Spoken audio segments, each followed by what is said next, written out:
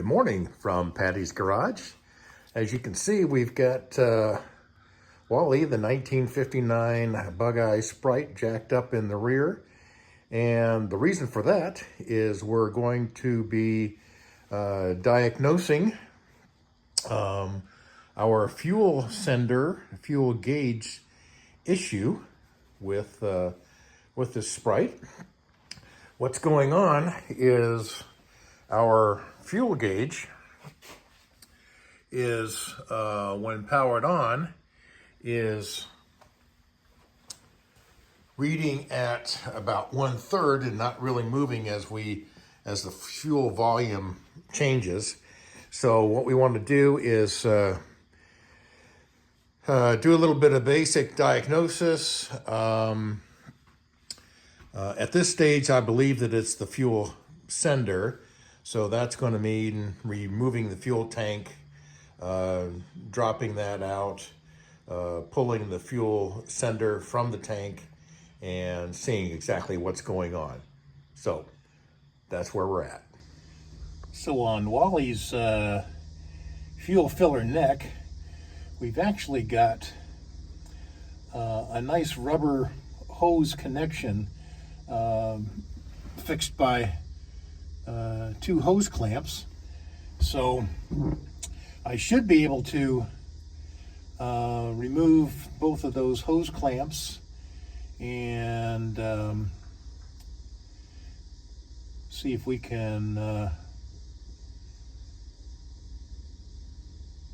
remove this tank fairly easily, at least from a filler neck standpoint. So I'm going to get those unscrewed and see what happens. Okay, with that lower clamp undone, actually I loosened up both of those. I was able to break it free, loose on the lower neck of the fuel tank. So that's going to make it real easy to remove and put right back in again. Then we'll just hook up that hose that connects the filler with the tank, and we should be good to go. This little foam piece right here, oops, that just kind of helps seal around the tank, preventing any fumes coming up should anything gather at the base of the filler. So when I released that hose, I was able just to move that filler up beyond its rubber gasket there on the outside, and that gave me room enough to release the hose that was connecting the two. At the base of the tank, there's a little 7/16 inch bolt. I can remove that and drain the remainder of the gas out of the tank.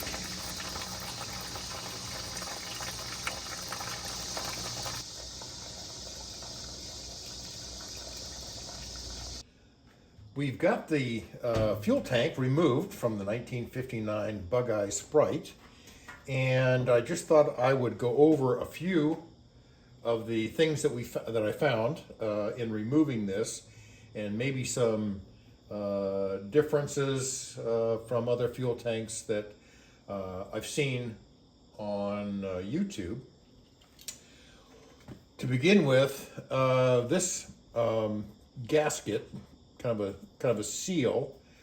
When I was first disconnecting the fuel tank filler from the neck, this was sitting in the floor, in the trunk area, if you will, on the floor of the trunk, and was sitting up here.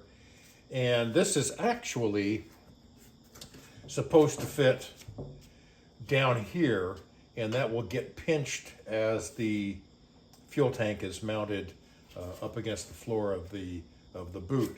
So that was the first areas that I noticed was an issue.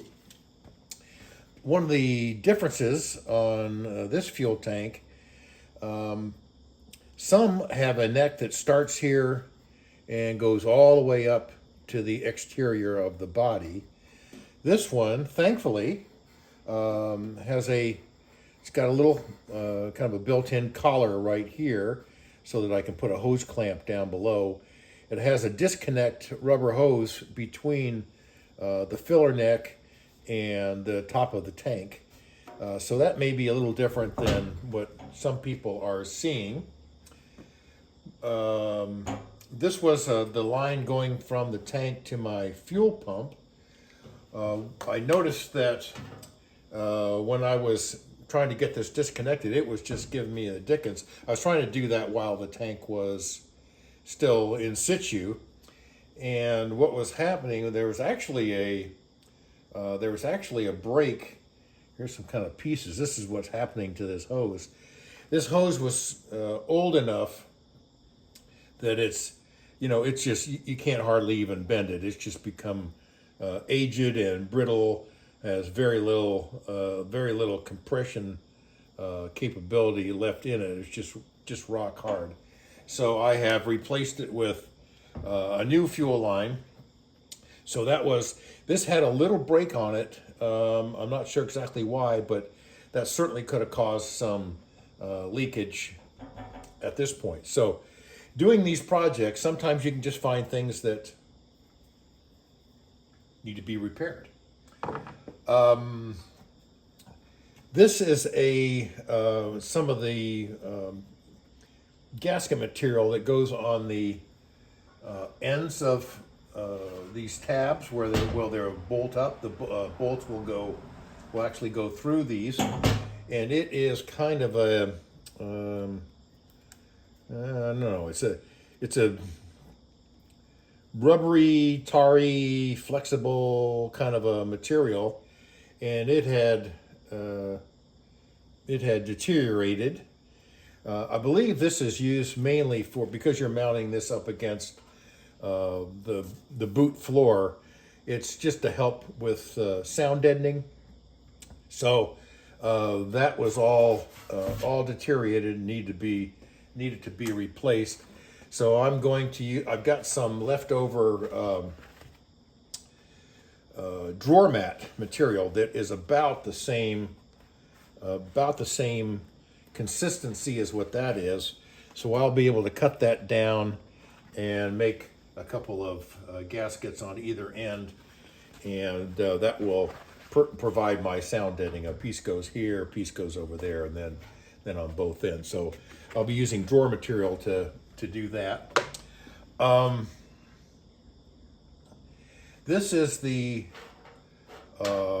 hardware that came out as I was disconnecting this. And what's kind of interesting is I've got a collection of, maybe I'm gonna gather up some of these nuts. I've got a collection of castle nuts, different height bolts, just a kind of a mishmash of bolts. Same holds true of all these various washers. I've got a collection of different size flat washers and sprung washers. Some have a little bit of this one's got a little bit of a kind of a curve to it, so it's been cinched down pretty good. So I am going to, when I remount that, I'm going to put all new hardware, new nuts, and new spring washers when that all gets mounted. I'm going to be thread chasing all of because these mount up into, this tank goes up into studs, and so I'm going to thread chase all of the studs before this gets remounted. So that's basically the overview of the tank and what you might run into if you take yours off.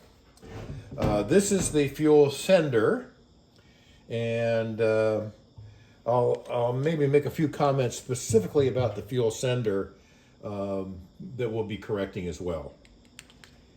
Here's our fuel sender mounted in the top of the tank. There's a kind of a well down in here so that this can mount flush. This is prone to getting some corrosion down in this area. Anything that, because this mounts up under the floor of the boot, any water that gets into the boot can possibly permeate down and run into this well. And there's a cork gasket, excuse me. There's a cork gasket like this that is the bridge between the sending unit and the fuel tank itself. And that, if there's water, gas, crud over the years, this can begin to deteriorate and allow gas and gas fumes to escape and then get into the interior of the car. There's also a cork gasket. This little plate right here gets you into the inner workings. There's also a cork gasket along there. Anything that's cork, if it's in there for a prolonged period of time, can lead to dirt, grit, deterioration, that sort of thing. Now, I'll be discussing this more when we get into the testing of this, but most of these are shipped with these plastic barrels. This is the float that goes on as this sits down in the tank. This little plastic barrel sits down in there. And what's been discussed is that there's two halves, and there's a seam that runs along these where these are kind of welded. And if you're running ethanol gas, eventually that will eat away at these seams and allow gas to fill up in your float, and then this becomes useless. It becomes a sinker. It just won't allow. It's full of gas, and it won't allow that to float up. So what we're going to be doing is replacing that with the original style brass float, and as long as these haven't been punctured in some way, these should last you a lifetime. The other thing that will be happening is that this cork gasket will be replaced with a Viton rubber seal, and then the cork gasket that goes underneath here will also be replaced with a Viton rubber seal. So those components come as part of a kit from that can be from Bugeye Guy. I think Moss sells them as well, but it comes with the seals and a new brass float. So those will be improvements to what's going on with this. My belief, and I haven't taken this out yet, my belief is that this will come out with one of these plastic floats. I'm just betting. The other thing that I believe is happening, my gauge, sometimes it reads, sometimes it doesn't. And I think what's happening is, as this goes up and down,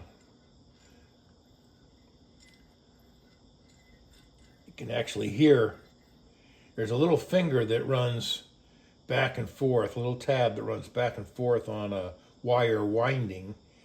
And I think eventually this gets some corrosion, wear, what have you, just from going back and forth, or it just gets a break in that wire eventually. And so rather than I just got that to stick. Now that's fully up like that. But I think what's happening if I get this out, I think what's happening is that it's caught one of those flat areas, and if I get to, you can see how this does this when there's no force on it whatsoever. but I think it got caught and it's just hanging up. And so I'm getting about, showing about a quarter of a tank. And what happens is eventually, you kind of bumpity bump, and maybe it frees up, maybe it drops down, maybe it freezes up here. So that's why we're in this process. So we're going to pull this out and investigate just exactly what the problem was here. Once I do that, I'm also going to use we're going to get to a multimeter and check the resistance on these, make sure the new one that I'm putting in is working, and check and see if this is, it might even be repairable. So we'll get this pulled out and see what's going on with it. Okay, and then this is the last of the screws holding the fuel tank, fuel sender, fuel gauge sender down.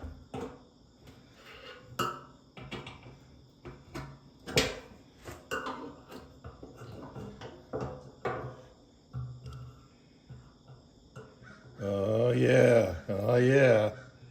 There you go. There's our perfect example. Can you see that? That is just absolutely full of gas. And that's what they say, that these plastic fuel senders, that they will eventually get leaks somewhere in these seams. You'd think you'd be able to see something actually leaking out of there, but that's what the problem was. That thing just drops like a rock and gives you a bad reading. So there's probably nothing at all wrong with this fuel sender. It's just all in that float. And I don't know if I can. I'm going to come around and see if I can make sure we get a close up of that. Okay, here we go. Can you see I think you can. I think you can see the gasoline that's sitting inside that float, and that's our problem. Now I know I've got this mounted on backwards, but I just wanted to show this is the original sender, and with the weight on there, it's got really nice motion on that. So there's no hang up on the arm itself. So I'm going to guess that this was probably still okay. So let's go ahead and test the new sender.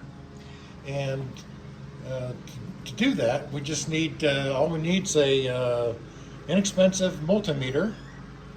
Our test leads connected to the sender terminal, which is this one here with the bolt on it. I think most color wire codes, it's going to be green with a black stripe, and then the the common will be connected to ground on the flange or any good grounding surface if this is already mounted.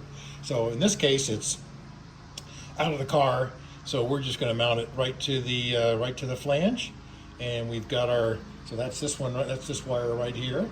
And then we've got our red connected to the green and black wire, which is going to the sender terminal. And what we want to do is measure the resistance. So what we're going to look at is how when I move this barrel, when I move the float up and down, we should see a change in our reading on the multimeter.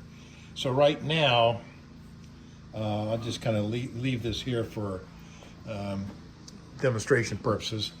So this is the position this is in right now, would be hanging down or empty in the tank, because this would be mounted upside down. And then as this drops, we get greater and greater resistance until we reach 82. So somewhere between 1 and 82 is full and empty. If I were to move this about here, about 40, we'd be half, and then this would continue until we got to empty. So we get a nice smooth, here, let's go all the way down here. So this is full, and we're looking for that nice, smooth, even progression. Here we're about half. Still dropping, until we get to empty. So we've got a good gauge here. Everything is nice and smooth. Don't feel any hesitation on the, as this is going through the rheostat, so to speak, that's built into there. So we've got a good unit, and then the only thing we need to do is hook the wires up from the car onto this. We won't, with this not in the tank, and see how this registers on the actual fuel gauge in the car. Okay, so here I'm simulating what this is going to be like in the tank. I've got my green and black wire coming over here to the sender terminal, and I've got my black wire hooked up to common or ground. And so what's going to happen is as this sits in the tank, this would be empty, and this will raise to full and then fall back down with the level of gasoline. So let's go take a look at the actual gauge and see what it does as I move that up and down. Okay, let's turn the ignition on, and we can see that we already get a good reaction on the fuel gauge. So let me kind of move this. So that's fully down. And as we fill up the tank, this is moving up, until we get to this position here. So we are at,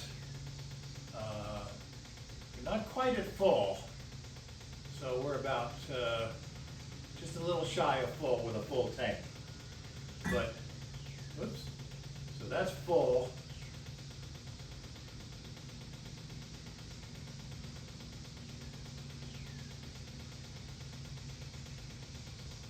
And there we are, fully down. So when we're empty, it is pointing right at 0. So we are out. All right. So that worked. That works just perfectly.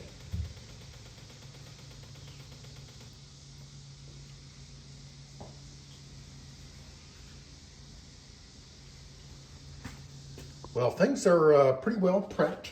Getting ready to put the tank back together. One of the things that I needed to fabricate is on these around the flange areas. There are some gaskets, and as I previously mentioned, I had some leftover drawer liner material, and so I've created the little gaskets to go there that were deteriorated, and I just used a from Harbor Freight, this little Pittsburgh hollow punch set. And you just take your material and your hollow punch, put it over there, whack it with a hammer, and create your gaskets and so forth. So that's completed. And so then we just get on to mounting up the fuel sender unit in the tank. And we just need to position our Viton gasket over the opening, and then lower the sending unit in there. So it's fairly obvious that we want the sending unit going this direction. I'm not sure it'll even go in the other direction, but it'll be going this direction towards the back of the car. And we'll get that mounted up, and then I'll pull this off and we'll mount the other little Viton gasket up underneath there. Now we've got all the screws in place all the way around. We're going to leave this one loose because that's for our ground wire.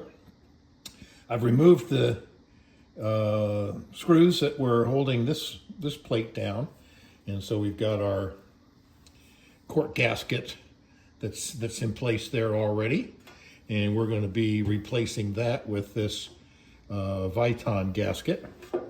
And let me get a little quick peek of what's down in that hole. So here you can see the inner workings of what's going on down in your fuel sender.